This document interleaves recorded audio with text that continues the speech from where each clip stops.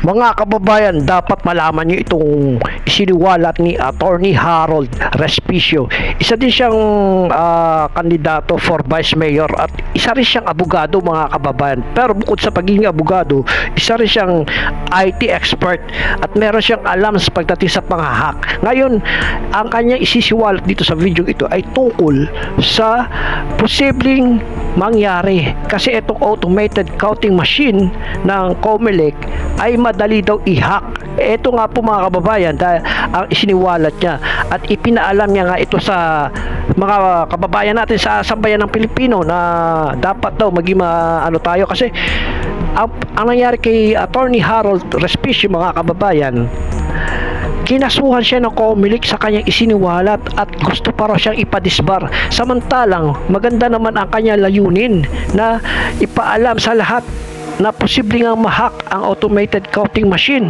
Mukhang may naaamoy tayo dito sa COMELEC. Sana mali ako. Mali tayo.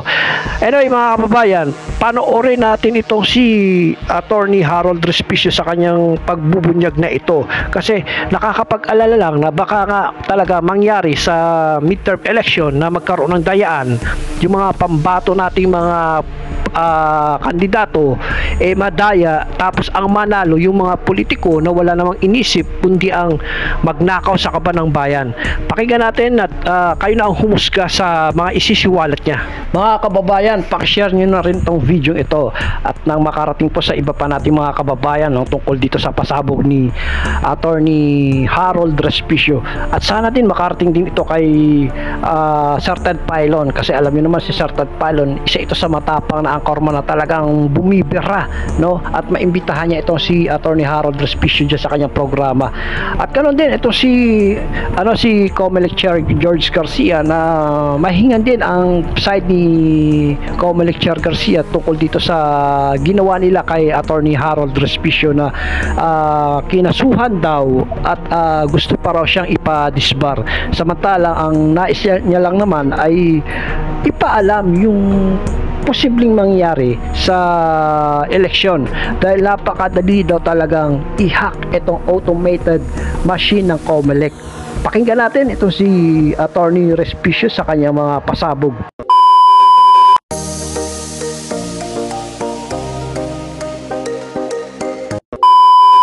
Automated counting machines pwedeng ma-hack? What?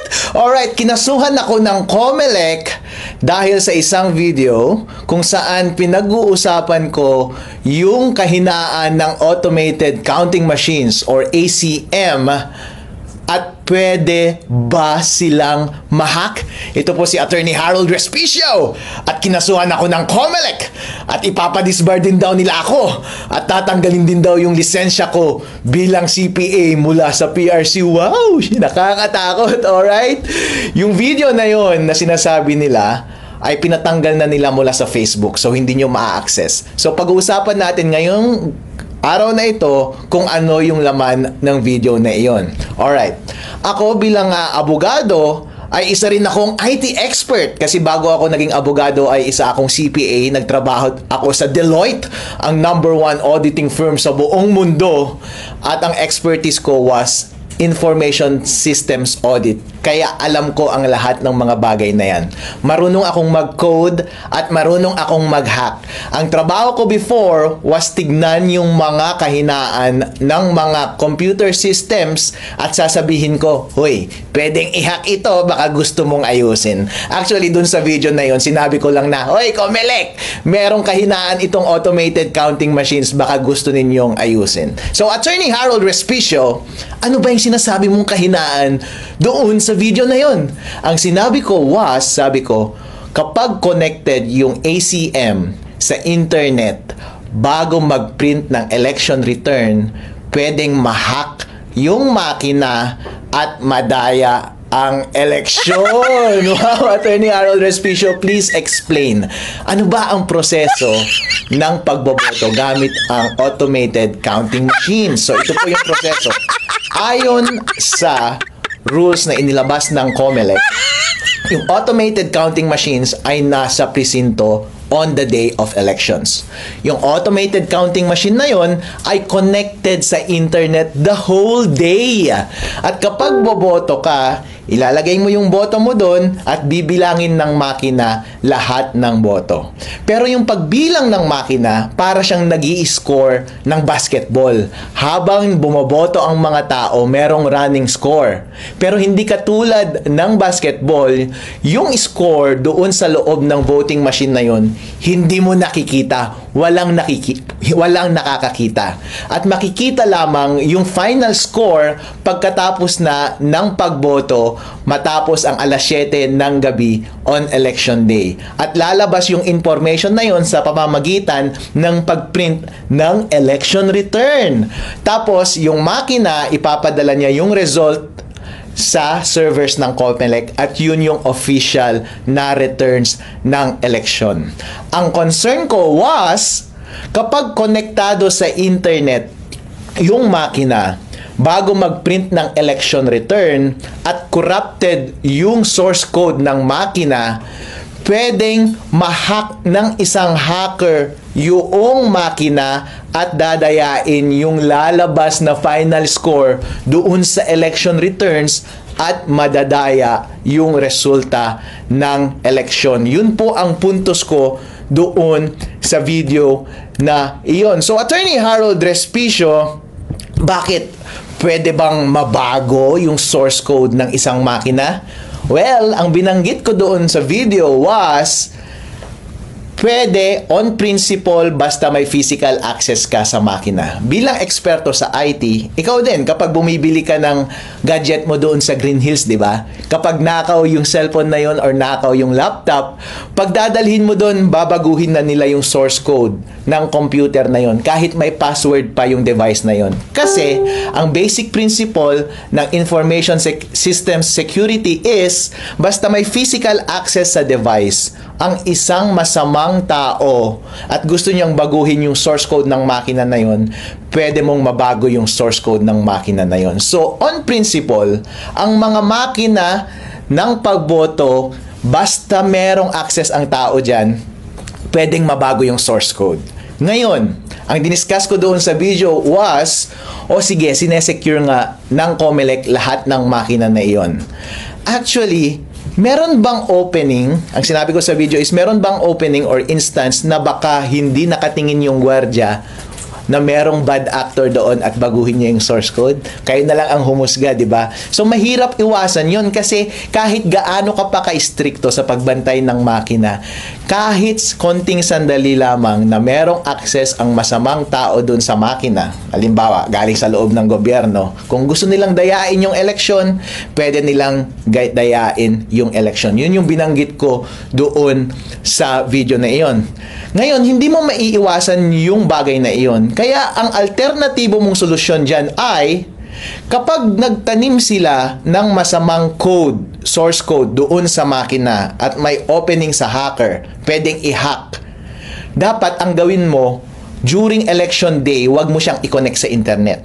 Kasi kahit corrupted yung source code nun, kahit ano pa ang gawin ng hacker, hindi niya ma-access yung device. Therefore, hindi niya mababago yung score.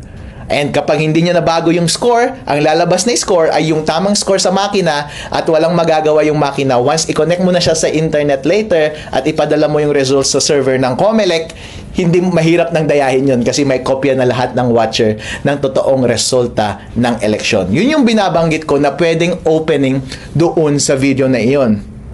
Doon sa video na iyon, naging detailed ako sa pag-discuss ng teorya ng computer securities at paano i-take advantage yung kahinaan na yun doon sa sistema ng automated counting machine. So, nag-code ako doon, dinemo ko kung paano mo talaga siya gagawin code by code, line by line, at ginamit ko itong laptop ko para i-demo in actuality paano siya gagawin. Para, pag nakita ng COMELEC yung video na yun, oo nga no, o kaya nakita ng taong bayan yung video na yun, sasabihin nila, oo nga no, convincing na convincing yung explanation ni Harold. pwede ngang mangyari. Ayusin nga natin to. Actually, yun yung purpose ng video na yun eh. Yun yung hope ko na sana maayos ng COMELEC yung rules nila. Kasi, ang simple lang siyang pwedeng ayusin. Walang mawawala sa atin. Ang gagawin lang ng COMELEC is babaguhin niya lang yung rules niya kung paano natin i-handle yung ACM machines during election day. Kasi right now, may lunabas na rules ang ACM kung paano i-operate yung voting machine na yon on election day. At kapag babasahin mo yung rules, connected na siya sa internet on the whole day. And walang instruction dun na dapat hindi siya connected sa internet or dapat i-connect mo lang siya sa internet after mag-print ng election returns. Ang recommendation ko was, bilang eksperto, ay magdagdag ka lang ng isang linya dun sa rules mo, COMELEC, at sabihin mo dun na wag mong i-connect sa internet habang nagbobotohan at habang nagpiprint ka ng election return. At i-connect mo lang sa internet pag magsesend na ng data papunta sa server ng COMELEC. May masama ba dun? Walang masama dun. Walang mawawala sa COMELEC, walang mawawala sa botante ng tao kapag yun ang gagawin mo. Yun lamang ay isang expert advice ko para mapabuti yung sistema ng COMELEC. Napakadaling solusyon po, Chairman George Garcia, okay? So sabi ng COMELEC, Attorney Harold Respicio, bakit naman kasi hindi mo na lang sinulatan yung COMELEC para i-report yan, para mag-usap kayo ng COMELEC? Bakit mo pa inilabas sa public? Actually, sir, nilabas ko yung video na yon on the day na nag-demo yung COMELEC doon sa aming probinsya, sa Reyna Mercedes Isabela. Kasi tumatakbo rin akong vice mayor doon sa aming probinsya. And during demonstration, kinausap ko yung head ng COMELEC sa aming bayan.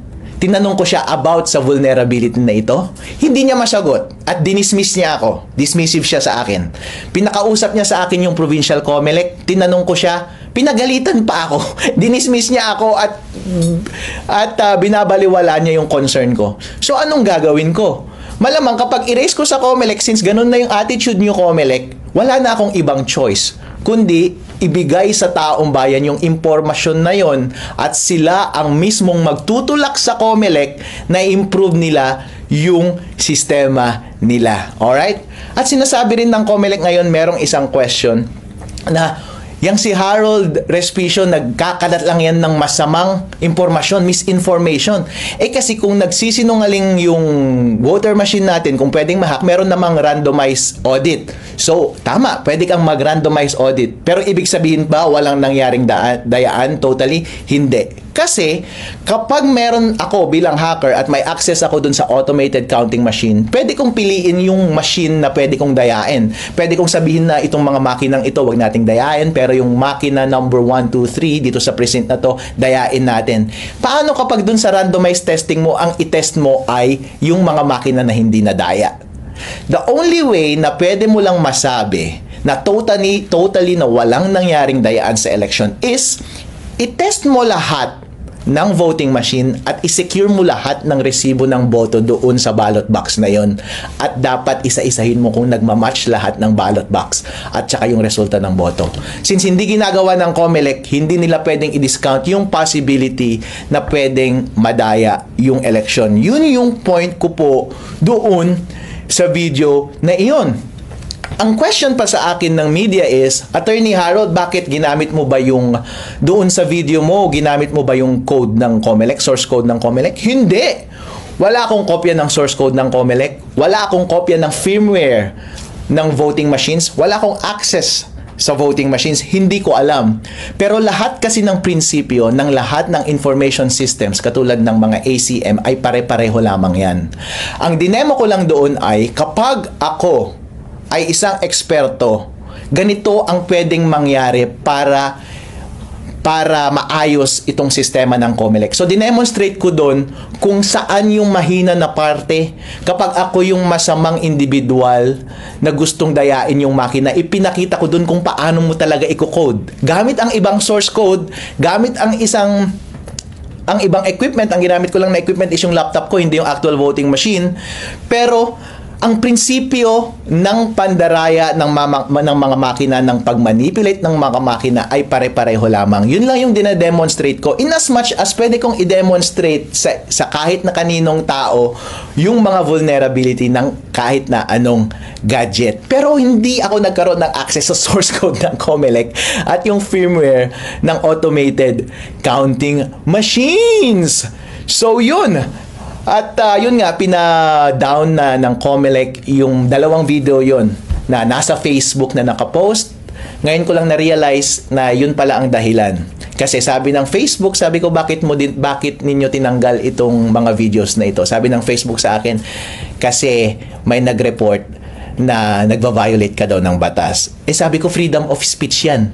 Kaya ako nagsasalita tungkol dito is gusto kong inform yung tao. Dahil kapakanan nila ito, demokrasya nila ito para sa integridad ng halalang 2025. At sana marinig ng Comelec para magbago ng rules yung Comelec. Actually, tinanong ako ng media kanina, so Harold, ano ang response mo dito sa mga kasong gagawin sa'yo?